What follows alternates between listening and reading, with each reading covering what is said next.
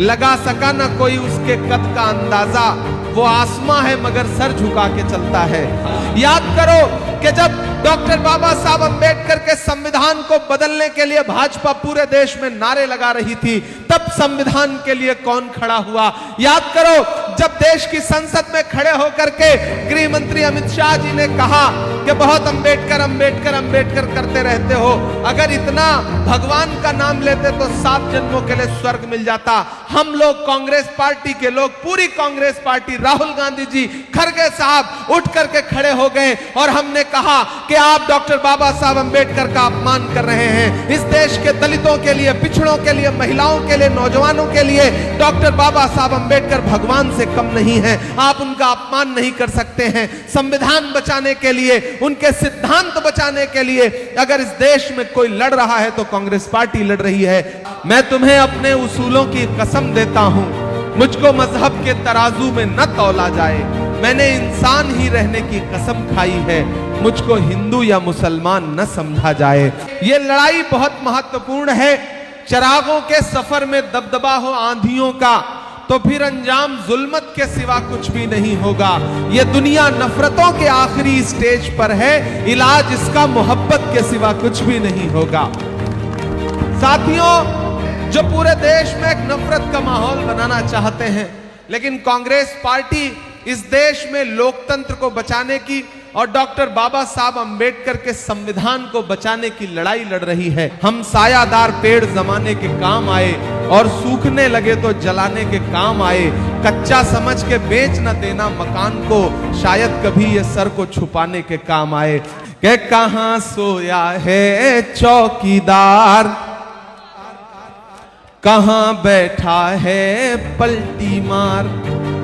पलटी मार तो समझ रहे हैं ना, चौकीदार भी समझ रहे हैं। आप बहुत समझदार लोग हैं, मुझे पता है। ये कृष्णा नगर के लोग हैं, ये पटेल नगर के लोग हैं, इनको सब पता है कि चौकीदार कौन है और ये पलटी मार जो नए वाले हैं ये कौन है। कि कहां सोया है चौकीदार, कहां बैठा है पलटी मार। जनता के असली मुद्दों से दोनों हुए फरार, कहां बैठा है पलटी मार, कहां सोया है चौकीदार। के चाय बेचने वाला पूरा भारत बेच रहा है, इसी काम में हासिल उन्हें महारत बेच रहा है। कि रेल बिक गई, तेल बिक गया, बिका हवाई अड्डा, सब कुछ बिकता देख के खुश हैं अपने जेपी नड्डा। कि यहाँ के छोटे वाले बड़े जुझारू बेच रहे थे। यहाँ के जो छोटे वाले हैं, समझ रहे हैं ना, मैं नाम नहीं लूंगा, नहीं आप जान जाएंगे कि मैं अरविंद केजरीवाल की बात कर रहा हूं। कि यहाँ के छोटे वाले बड़े जुझारू बेच रहे थे, मौका मिला तो खुलकर साहब दारू बेच रहे थे। कि दिल्ली राज्य की बर्बादी के दोनों जिम्मेदार, कहां सोया है चौकीदार, कहां बैठा है चौकीदार। याद करो साथियों कि जब हाथरस में एक दलित बिटिया के साथ बलात्कार हुआ और रात के 2 बजे उसकी लाश को बिना परिवार की मर्जी के जला दिया गया, तो कोई अरविंद केजरीवाल अपने घर से बाहर नहीं निकला, कोई नरेंद्र मोदी जी अपने घर से बाहर नहीं निकले। उस दलित परिवार से, उस बिटिया से मिलने के लिए, उसके परिवार के आंसू पोंछने के लिए कौन गया? राहुल गांधी जी गए, प्रियंका गांधी जी गए। याद करो जब मणिपुर में बिना कपड़ों के बेटियों को परेड कराया गया, घुमाया गया हजारों की भीड़ ने, तब कोई अरविंद केजरीवाल नहीं निकला, कोई नरेंद्र मोदी जी नहीं निकले। कौन निकला? राहुल गांधी निकले और मणिपुर जाकर के उन परिवारों को अपने सीने से लगा के उनके आंसू पोंछने का काम किया है। मैं आपसे अनुरोध करूंगा, ये वही अरविंद केजरीवाल हैं, ये वही मनीष सिसोदिया हैं जो इस देश में जितने भी प्रधानमंत्री हुए हैं उसमें इस सदी के सबसे शरीफ प्रधानमंत्री डॉक्टर मनमोहन सिंह साहब हुए हैं। उनको क्या क्या नहीं कहा था अरविंद केजरीवाल जी ने, मनीष सिसोदिया जी ने। और देखिए प्रकृति कैसे न्याय करती है, ऊपर वाला कैसे इंसाफ करता है कि यही केजरीवाल साहब डॉक्टर मनमोहन सिंह जी को भ्रष्टाचारी कहते थे और जब समय का पहिया घूमा तो आपने देखा कि यही अरविंद केजरीवाल, यही मनीष सिसोदिया भ्रष्टाचार के आरोप में जेल काट करके लौटे। यह प्रकृति का इंसाफ था जो प्रकृति ने डॉक्टर मनमोहन सिंह साहब के साथ किया था।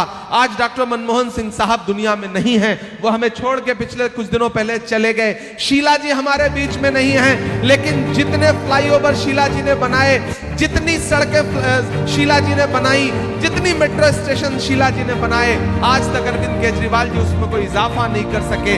जहां पर किताबों की दुकानें खुलनी थी, वहां पर दारू की दुकान खोलने का काम किया। नरेंद्र मोदी जी ने चाय बेची तो अरविंद केजरीवाल ने कंपटीशन में शराब बेची। दोनों ने एक जैसा ही कंपटीशन चल रहा है। याद है 2013-14 में आते थे मफलर लपेट के वैगन आर पर खांसते हुए, जब देखिए जिस पोल पे चढ़ जाते थे वो पोल पे चढ़ते थे और आपको चने के झाड़ पे चढ़ा देते थे। इन दिनों मफलर उतर गया है, खांसी भी दूर हो गई है। उन्होंने अपनी खांसी दूर कर ली और पूरी दिल्ली को खांसने पर मजबूर कर दिया। इतना प्रदूषण, जिधर देखिए कहते थे कि ये झाड़ू है, झाड़ू से हम सफाई करेंगे, नहीं कर पाए सफाई। अब सफाई की जिम्मेदारी बहन कृष्णा तीरथ जी को दे दीजिए, इनसे अच्छी सफाई कोई नहीं कर पाएगा। ये हाथ के पंजे में झाड़ू को ऐसे पकड़ लेंगी कि पंजे का शिकंजा जो है वो सही से कस जाएगा। पुनः आपके बीच में कभी जरूर आऊंगा आपका धन्यवाद अदा करने के लिए। आज चूंकि सभाएं और हैं तो इसलिए निकलना है। बहुत बहुत धन्यवाद।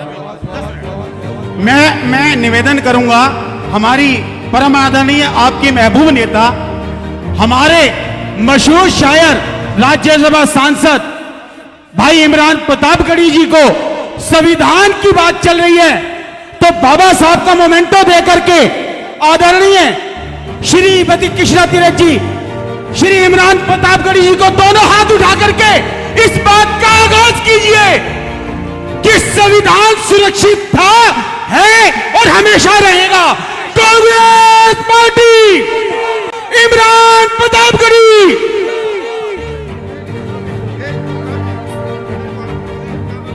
हम इमरान भाई से गुजारिश करेंगे कि आप हमारे महबूब नेता हैं, यहाँ की जनता और वह जनता के नुमाइंदे आपका स्वागत करना चाहते हैं। पांव पलक बिछा करके आपका इंतजार किया है।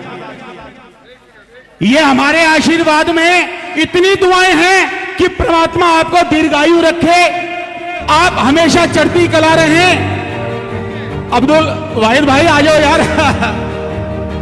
ये बात भाई ऐसे नहीं, तालियों की गड़गड़ाहट से पता लगना चाहिए कि आपके महबूब नेता का स्वागत हो रहा है। ये बात